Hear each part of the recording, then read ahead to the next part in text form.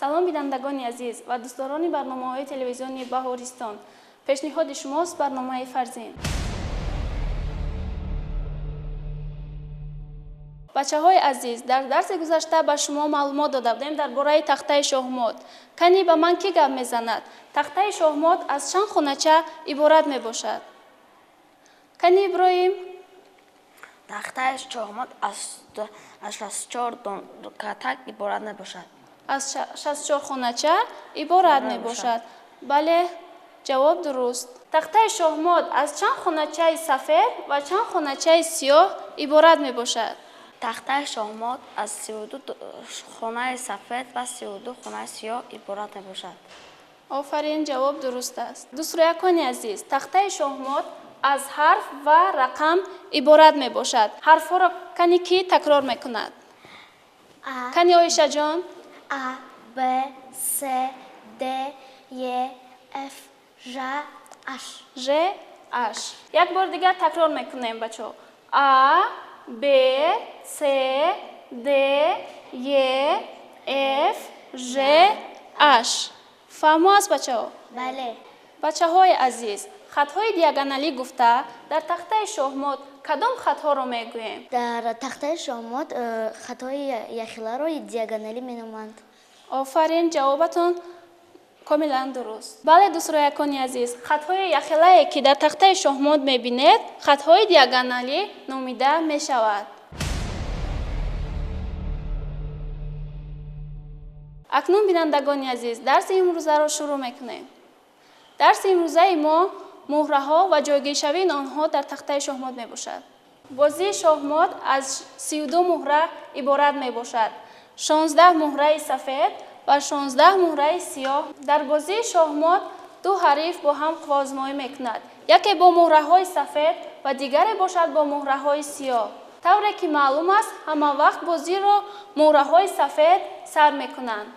биёед бо муҳраҳои шоҳмот шинос мешавем.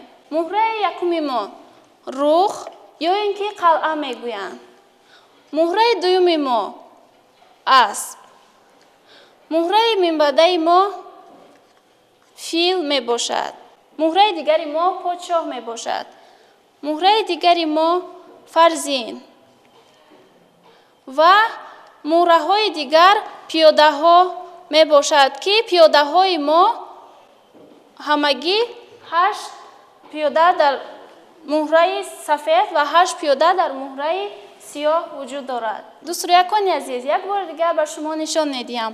рух, асп, фил, шоҳ, фарзин ва пиёда. бачаҳои азиз, акнун ҷойгиршавии муҳраҳоро ба шумо мефаҳмонем.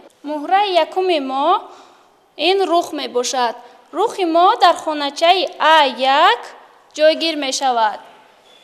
дигар рухи мо бошад дар хоначаи H1 ҷойгир мешавад. баъди рух асп. аспи мо бошад дар хоначаи B1 ҷойгир мешавад. дигар аспи мо бошад дар хоначаи J1 ҷойгир мешавад. баъди асп бошад фил. фили мо дар хоначаи C1 ҷойгир мешавад. дигар фили мо бошад дар хоначаи F1 ҷойгир мешавад.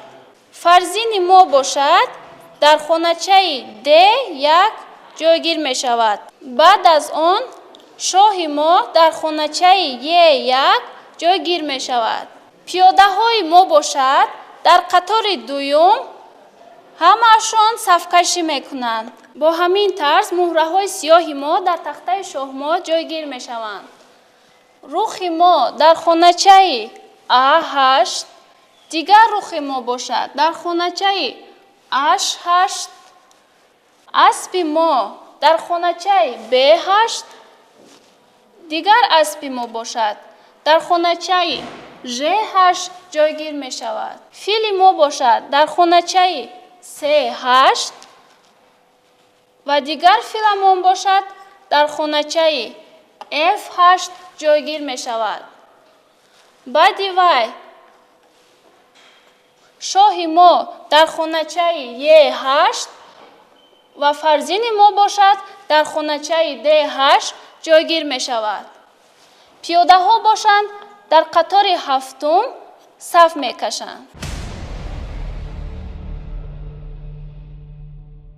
بچه های عزیز، در خاطر باید داشت که مهره های سفید ما در قطار یکم و دوم جایگیر می شوند و مهره های سیاه ما باشد در قطار هفتم و هشتم جایگیر می شوند و شاه سفید ما باشد در خانچه یک که خانچه‌اش رنگش سیاه می باشد و شاه سیاه ما باشد در خانچه 8 که رنگ خانچه‌اش سفید می باشد جایگیر می شوند. فرزین ما باشد در خانچه D1 که رنگش سفید و فرزین سیاه باشد در خانچه D8 که رنگ خانچه‌اش سیاه می باشد جایگیر می شود. بچه های عزیز، اکنون ما با مهره های شاهمات شناس شدیم. کنی کی به من نمبر میکند مهره های شاهمات را؟ روح، اسب، فیل، فرزین، شاه، فیل، اسب، روح و پیاده ها می باشد. آفرین مهینه جان، جواب کاملا درست. شاه سفید و شاه سیاه ما در کدام خانچه تخته شاهمات جایگیر شده است؟ مرحمت نظر بگیم. شاه سفید در خانچه یک جایگیر است. شاه سیاه باشد در خانچه 8 جایگیر است. آفرین، جواب کاملا درست. اسب‌های ما باشد در کدام خانچه جایگیر شده است؟ اسب‌های سفید و اسب‌های سیاه. اسب‌های سیاه در خانچه های J1 و B1 اسب‌های سیاه باشند در خانچه های J8 و B8 جایگیرند. آفرین، نظر بگیم. فرزین ما در کدام خانچه جایگیر شده است؟ کنی مریم جان؟ فرزین سفید در خانچه D1 و فرزین سیاه باشد در خانچه D8 جایگیر می باشد. آفرین مریم جان، جواب درست. توجه میکنیم به تخته شاهمات. محمد جان مهره ها را در تخته شاهمات جایگیر میکنند. شما هم میتوانید در تخته شاهمات خود مهره ها را جایگیر کنید. مرحمت محمد جان. رخ اول ما در A1 جایگیر می شود و رخ دوم ما در H1. بعد از آن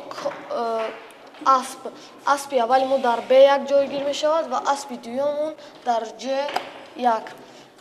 همینطور فیل ما در C1 جایگیر می شود و فیل دوم در F1. بعد از آن فرزین ما در B1 جایگیر می شود و شاه در Y1. بعد از آنها پیاده ها در اینجا در قطار دوم جایگیر می شود.